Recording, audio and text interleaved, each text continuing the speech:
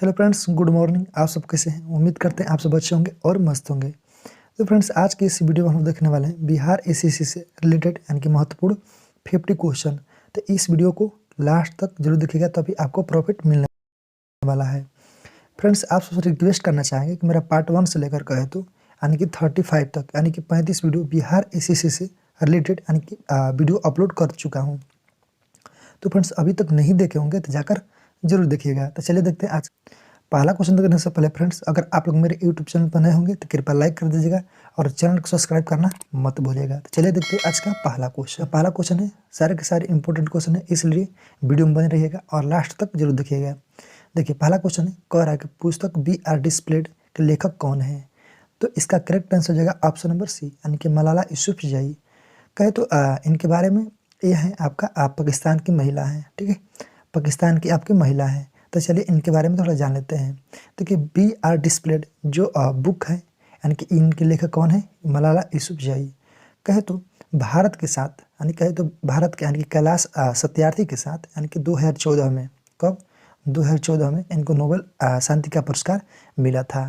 कहे तो फ्रेंड्स, सबसे कम उम्र में यानी कि नोबेल पुरस्कार यानी कि शांति के लिए लेने वाली यानी कि सबसे कम उम्र की महिला है यानी कि 21 साल की, ठीक है। चलिए, आपका दोनों क्वेश्चन है, क्या कह रहा है कि निम्नलिखित में से कौन सा एक राजकोषीय नीति यानी कि उपकरण नहीं है? तो इसका करेक्ट आंसर हो जाएगा ऑप्शन नंबर सी, कौन? ब्याज दर यानी कि इंटरेस्ट रेट। चलिए, आपका 3 नंबर क्वेश्चन है, क्या कह रहा है कि जैसे जैसे अर्थव्यवस्था यानी कि विकसित होती है तो राष्ट्रीय आय में यानी कि तृतीय क्षेत्र का यानी कि अंश क्या होता है? तो इसका correct answer option number C यानी कि क्या होता है? बढ़ता जाता है। तो इसको नोट करते चलेगा, ठीक है। चलिए, आपका 4 क्वेश्चन है फ्रेंड्स, क्या कह रहा है जापान का कौन सा बंदरगाह यानी कि रेशम बंदरगाह के नाम से जाना जाता है? तो इसका करेक्ट आंसर हो जाएगा ऑप्शन नंबर आपका डी हो जाएगा यानी कि योकोहामा। योकोहामा जो बंदरगाह है जापान का, आपका रेशम बंदरगाह के नाम से जानते हैं। तो इसको नोट करते चलिएगा। चलिए, अगला क्वेश्चन है 5 नंबर, क्या कह रहा है कि निम्नलिखित में से कौन सा यानी कि भारत के पूर्वी तट पर स्थित सबसे गहरा यानी कि स्थलबद्ध एवं समुचित यानी कि सुरक्षा युक्त बंदरगाह है? तो इसका correct answer option number A यानी कि विशाखापट्टनम। तो चलिए इसके बारे में थोड़ा जान लेते हैं। देखिए, आंध्र प्रदेश में स्थित है आपका विशाखापट्टनम बंदरगाह। कहे तो एक स्थलबद्ध यानी कि बंदरगाह है जिसे यानी कि चट्टानों की काट कर यानी कि एक नहर के द्वारा समुद्र से जोड़ा गया है, ठीक है, जुड़ा गया है। यह बंदरगाह कहा गया यानी कि पूरी तरह सुरक्षित और प्राकृतिक और काफ़ी गहरा है। यहाँ डॉल्फिन यानी कि नोज नामक पहाड़ी के द्वारा यानी कि समुद्र में निकले यानी कि होने के कारण यह बंदरगाह जो है तूफान से स्वतः सुरक्षित है। ये आपसे पूछा जाता है। चलिए, अगला क्वेश्चन 6 नंबर का लग रहा है कि निम्नलिखित में से कौन सा नरमपंथी था यानी कि कौन सा नेता नरमपंथी था? तो इसका करेक्ट आंसर हो जाएगा ऑप्शन नंबर बी यानी कि दादा भाई नौरोजी। कौन? दादा भाई नौरोजी। आपका 7वां क्वेश्चन है, क्या कह रहा है कि होम रूल यानी कि लीग की स्थापना किसने की? तो इसका correct answer option number A यानी कि श्रीमती एनी बेसेंट। कब? 1916 में। तो इसको नोट करते चलिएगा। 8 नंबर क्वेश्चन फ्रेंड्स, क्या कह रहा है इंडियन नेशनल यूनियन की स्थापना कब हुआ था? तो इसका correct answer option number B यानी कि 1884 में। तो किसने किया था? तो ए.ओ. होम ने, ठीक है। तो इसको नोट करते चलेगा। INC इसका शॉर्ट नाम यानी कि इंडियन नेशनल यूनियन। चलिए, अगला क्वेश्चन है 9 नंबर, क्या कर रहा है कि पूर्ण स्वराज की घोषणा के बाद यानी कि प्रथम स्वतंत्रता दिवस कब मनाया गया? तो इसका करेक्ट आंसर है ऑप्शन नंबर सी, कब? 26 जनवरी 1930 को। चलिए, अगला क्वेश्चन है 10 नंबर, क्या कह रहा है कि भारत में प्रथम अंतरिम सरकार की स्थापना कब की गई? ये भी क्वेश्चन बहुत इंपॉर्टेंट है। तो इसका करेक्ट आंसर है ऑप्शन नंबर बी यानी कि 2 सितंबर 1946 को। कब? 2 सितंबर 1946 को, ठीक है। यानी कि 12 सदस्यीय यानी कि अंतरिम सरकार ने शपथ ग्रहण किया था। चलिए, अगला क्वेश्चन है 11 नंबर, क्या कह रहा है कि निम्नलिखित में से कौन सा यानी कि एक मृत ज्वालामुखी है? तो चलिए देखते हैं। इसका correct answer option number C यानी कि माउंट पोपा। माउंट पोपा जो क्या है आपका मृत ज्वालामुखी है। कहे तो ये किस देश में है? आपका म्यांमार में है। कहाँ पर है? म्यांमार में है। इसको नोट करते चलेगा, ठीक है। सक्रिय पूछेगा फ्रेंड्स, तो सक्रिय जो है आपका कहे तो आपके जापान में एक फ्यूजियामा, इटली का माउंटेन एटना, अस्ट्राम्बोली है जो यानी कि सक्रिय ज्वालामुखी है, ठीक है। आपका 12वां क्वेश्चन है, क्या कह रहा है कि निम्नलिखित में से कौन यानी कि पंचायतों की वित्तीय स्थिति का यानी कि प्रवलोकन करने के लिए वित्त आयोग का गठन कर सकता है? तो इसका correct answer option number D. कौन? आपका संबंधित राज्य का राज्यपाल। चलिए क्वेश्चन है 13 नंबर, क्या कह रहा है कि गदर पार्टी की स्थापना किसने की? ठीक है, गदर पार्टी की स्थापना किसने किया? तो इसका correct answer option number B, यानी कौन? लाला हरदयाल, काशीराम और सोहन सिंह। तो कब? इसको नोट करते चलेगा 1913 में। कब? 1913 में। चलिए अगला क्वेश्चन 14 नंबर, क्या कह रहा है कि किस संस्था ने यानी कि 2020 का नोबेल शांति पुरस्कार जीता है? ये भी क्वेश्चन इंपॉर्टेंट है। तो इसका correct answer option number D, यानी कि विश्व खाद्य प्रोग्राम। ठीक है, यानी कि WEP। तो इसको नोट कर चलेगा। चलिए अगला क्वेश्चन 15 नंबर, क्या कर रहा है? नथपा झाकड़ी यानी कि परियोजना निम्नलिखित में से किस नदी पर अवस्थित है? तो इसका correct answer option number D, यानी कि सतलुज नदी पर। तो इसको नोट करते चलेगा। कहाँ पर? हिमाचल प्रदेश में। आपका स्वर्ण क्वेश्चन फ्रेंड्स, क्या करा कि इनमें से कौन सी भारत के राष्ट्रपति के पद के लिए आवश्यक योग्यता नहीं है? यानी कि वह संसद के किसी सदन का सदस्य हो, ये आपका जरूरी नहीं है। चलिए अगला क्वेश्चन 17 नंबर, क्या कह रहा है कि आपातकाल की घोषणा संसद में यानी कि अनुमोदन के लिए प्रस्तुत की जानी चाहिए, यानी कितने महीने के अंदर? तो इसका करेक्ट आंसर जाएगा ऑप्शन नंबर आपका ए, यानी कि 1 महीने के अंदर। ठीक है, कहे तो फ्रेंड्स आपातकाल की घोषणा यानी कि आर्टिकल कहे तो 352। ठीक है, चलिए अगला क्वेश्चन 18 नंबर का यह कह रहा है कि मंत्रिपरिषद है। तो इसका correct answer option number A, यानी कि कैबिनेट के बिल्कुल समान। ठीक है, चलिए अगला क्वेश्चन 19 नंबर, क्या कह रहा है कि पालघाट स्थित है? तो इसका correct answer option number C, यानी कोयम्बटूर एवं पलक्काड के बीच। तो फ्रेंड्स इसको नोट करते चलेगा। ये भी क्वेश्चन आपका इंपॉर्टेंट है। चलिए अगला क्वेश्चन है आपका 20 नंबर, क्या कह रहा है कि संसद का यानी कि संयुक्त अधिवेशन किस अनुच्छेद के अंतर्गत आता है? तो ये भी क्वेश्चन इंपॉर्टेंट है। तो इसका correct answer option number A, यानी कि अनुच्छेद 108 के तहत संसद का यानी कि संयुक्त अधिवेशन होता है। 100 कहे तो फ्रेंड्स 110 जो है आपका एक क्या है?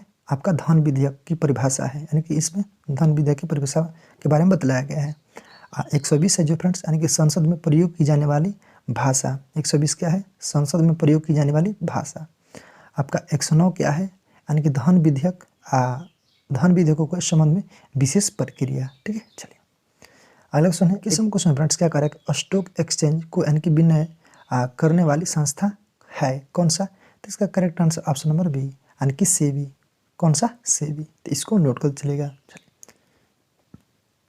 अगला क्वेश्चन है 22 नंबर, क्या करें? भूटान संयुक्त राष्ट्र संघ में कब शामिल हुआ? भूटान जो है संयुक्त राष्ट्र संघ में कब शामिल हुआ?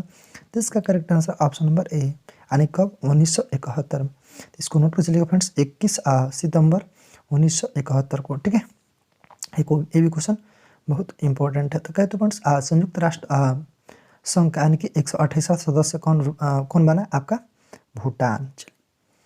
अगला क्वेश्चन 23 नंबर, क्या कह रहा है कि राज्यों की स्थापना वर्ष क्रम के अनुसार सजाएं? तो चलिए देखते हैं। तो इसका correct answer option number A, यानी कि मणिपुर पहले तो 1972 में, तब इसके बाद मिजोरम, ये भी 1987 में। छत्तीसगढ़ आपका छत्तीसगढ़ कब हो जाएगा? आपका 2000 में। 1 नवंबर 2000 को। तेलंगाना का हो जाएगा 2 जून 2014 को। ठीक है, 24वें क्वेश्चन फ्रेंड्स, क्या कर रहा है कि राज्यसभा में राज्यों को प्राप्त है, क्या प्राप्त है? तो इसका correct answer option number B, जनसंख्या के आधार पर प्रतिनिधित्व। ठीक है, चलिए आपका अगला क्वेश्चन है 25 नंबर, क्या कह रहा है कि भारत का संविधान भारत को वर्णित करता है, क्या करता है? तो इसका करेक्ट आंसर हो जाएगा ऑप्शन नंबर बी, यानी कि राज्यों का संघ के रूप में। ठीक है, यानी कि राज्यों के संघ के रूप में।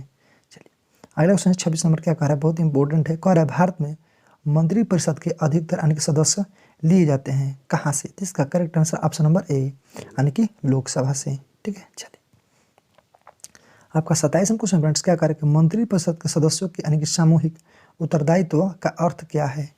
तो इसका करेक्ट आंसर हो जाएगा ऑप्शन नंबर आपका बी हो जाएगा, यानी कि लोकसभा के प्रति उत्तरदायी होते हैं। ये भी क्वेश्चन कई बार आपसे पूछा जाता है। अगला क्वेश्चन 28 नंबर, कह रहा है कि संविधान के किस संशोधन के अंतर्गत यानी कि निजी संपत्ति का अधिकार यानी कि मौलिक अधिकारों की सूची से निकाल दिया गया? तो इसका correct answer option number C, यानी कि 44वें संविधान संशोधन कब? 1978। ठीक है, अब इसको कहाँ रखा गया है? आर्टिकल 300 के कॉम में। ठीक है, चलिए अगला क्वेश्चन 29 नंबर, क्या कह रहा है कि किस प्रधानमंत्री द्वारा यानी कि 73वां संविधान संशोधन विधेयक यानी कि लोकसभा में प्रस्तुत किया गया? तो ये भी क्वेश्चन इंपॉर्टेंट है। तो इसका correct answer option number B, यानी कि PV नरसिम्हन राव। ठीक है, ये भी पूछ लेगा फ्रेंड्स कब, 1992 में। चलिए अगला क्वेश्चन 30 नंबर क्या कह रहा है कि निम्नलिखित में से किसने यानी कि तीनों गोलमेज सम्मेलन में भाग लिया था। तो इसका correct answer option number D यानी कि भीमराव अम्बेडकर।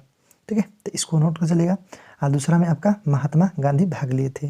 चलिए अगला क्वेश्चन फ्रेंड्स 31 नंबर क्या कह रहा है, भारतीय यानी कि ध्वज संहिता कब से प्रारंभ 31वां क्वेश्चन फ्रेंड्स क्या कर रहा है, भारतीय ध्वज यानी कि संहिता कब से प्रभावी हुई। तो इसका करेक्ट आंसर आ जाएगा ऑप्शन नंबर डी यानी कि 2002 से। ठीक है, अगला क्वेश्चन है 32 नंबर कह रहा है किन राज्यों से होकर यानी कि चंबल नदी बहती है। तो चलिए देखते हैं। तो इसका correct answer option number A यानी कहे तो उत्तर प्रदेश, मध्य प्रदेश और राजस्थान।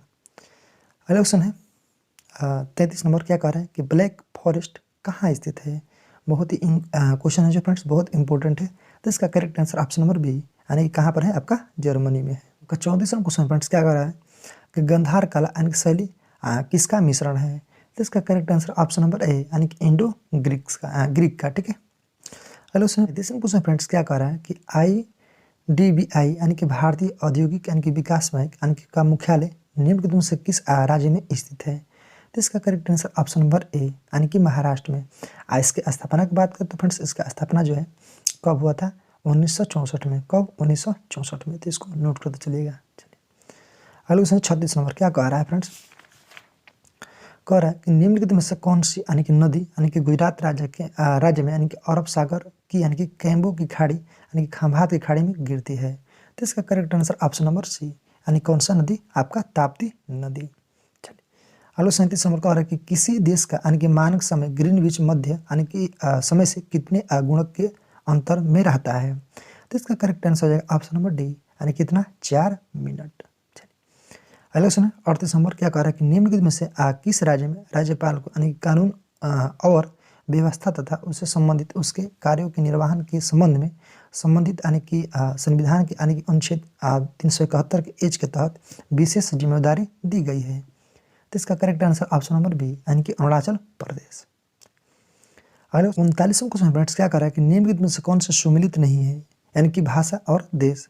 तो इसका correct answer option number D यानी कि बहास और थाईलैंड। कहे तो फ्रेंड्स बहास जो भाषा है आपका थाईलैंड का नहीं है। तो चलिए देखते हैं। तो फ्रेंड्स कहे तो थाईलैंड की भाषा कहे तो थाई।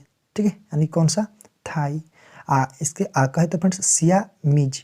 ठीक है, क्या, सियामीज यानी कि थाई का मतलब क्या होता है, सियामीज। तो इसको नोट कर चलेगा।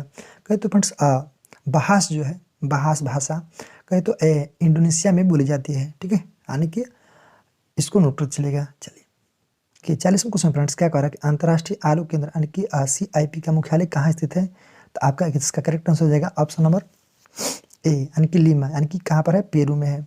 कहें तो फ्रेंड्स अगर पूछ देगा कि केंद्रीय आलू अनुसंधान संस्था, ठीक है, यानी कि भारत का, तो आपका हिमाचल प्रदेश के शिमला में हो जाएगा। ठीक है, 41वां क्वेश्चन फ्रेंड्स क्या कर रहा है कि सूर्य और पृथ्वी के मध्य यानी कि अधिकतम दूरी कब रहती है, यानी कि 4 जुलाई। 4 जुलाई का बोलते हैं अवसर, उपसर को बोलते हैं 3 जनवरी को। ठीक है, यानी कि इसमें न्यूनतम दूरी रहता है। चलिए आपका 42वां क्वेश्चन फ्रेंड्स क्या कर रहा है, भारत के संसद द्वारा यानी कि आपात प्रबंधन अधिनियम पारित हुआ था कब। तो इसका करेक्ट आंसर है ऑप्शन नंबर बी यानी कि 2005 में। अगला क्वेश्चन 43 नंबर क्या करे कि अजंता की चित्रकारी इन यानी कथाओं को यानी कि चित्रण करती है किसका। तो इसका correct answer option number C यानी कि जातक का। ठीक है, चलिए आपका 44वां क्वेश्चन फ्रेंड्स क्या कर रहा है कि सराबे की संधि यानी किस वर्ष यानी कि हस्ताक्षरित की गई। तो इसका correct answer option number D हो जाएगा। ठीक है, यानी कि 1782 में। कब, 1782 में। 45वां क्वेश्चन फ्रेंड्स क्या कर रहा है, भारतीय सेना ने गोवा को पुर्तगालियों से कब आने के आज़ाद कराया और उसे केंद्र शासित प्रदेश घोषित कर दिया। इसका correct answer option number B, कब, 1961 में। चलिए अगला क्वेश्चन 46 नंबर क्या कह रहा है कि निम्नलिखित में से किस टीम ने यानी कि 1975 में पहला क्रिकेट विश्व कप जीता था। तो इसका correct answer option number C यानी कि वेस्ट इंडीज। ठीक है, तो इसको नोट कर चलिए फ्रेंड्स। 1975 में यानी पहला क्रिकेट विश्व कप फाइनल में कहे तो ऑस्ट्रेलिया और वेस्ट इंडीज के यानी कि बीच हुआ था, जिसमें वेस्ट इंडीज जो है फ्रेंड्स आपका विजेता और उप विजेता आपका ऑस्ट्रेलिया था। ठीक है, चलिए 45 में कह रहा है कि निम्नलिखित में से कौन सी नदी यानी कि बंगाल की खाड़ी में गिरती है। तो इसका correct answer option number C, कौन, आकी महानदी। अगला क्वेश्चन 48 में कह रहा है कि निम्नलिखित में से कौन सा ग्रंथ यानी कि कश्मीर के इतिहास का सबसे विस्तृत यानी कि विवरण देता है। तो इसका करेक्ट आंसर ऑप्शन नंबर आपका बी हो जाएगा यानी कि राज तरंगड़ी। ठीक है, तो फ्रेंड्स इसको नोट चलेगा। चलिए यह किसके द्वारा लिखा गया है? आपका कलहड़ द्वारा। चलिए अगला क्वेश्चन 49 नंबर का आ रहा है कि साइमन आयोग के यानी कि खिलाफ शांतिपूर्ण यानी कि प्रदर्शन के दौरान यानी कि लगी चोटी से किसकी मृत्यु हो गई थी? तो इसका करेक्ट आंसर है ऑप्शन नंबर ए यानी कि लाला लाजपत राय को। तो इसको नोट कर चलिए फ्रेंड्स, बहुत इंपॉर्टेंट है। ठीक है, आज का लास्ट क्वेश्चन है, क्या कह रहा है कि भारत के राष्ट्रीय जलमार्ग वन यानी कि निम्न में से को शामिल करता है यानी कि इसको। तो इसका करेक्ट आंसर है ऑप्शन नंबर आपका डी यानी कि गंगा, भागीरथी और हुगली नदी का हल्दिया जो है आपका इलाहाबाद खंड को। तो फ्रेंड्स इसका correct answer option number D. Set आपको कैसा लगा कमेंट बॉक्स में जरूर लिखिएगा।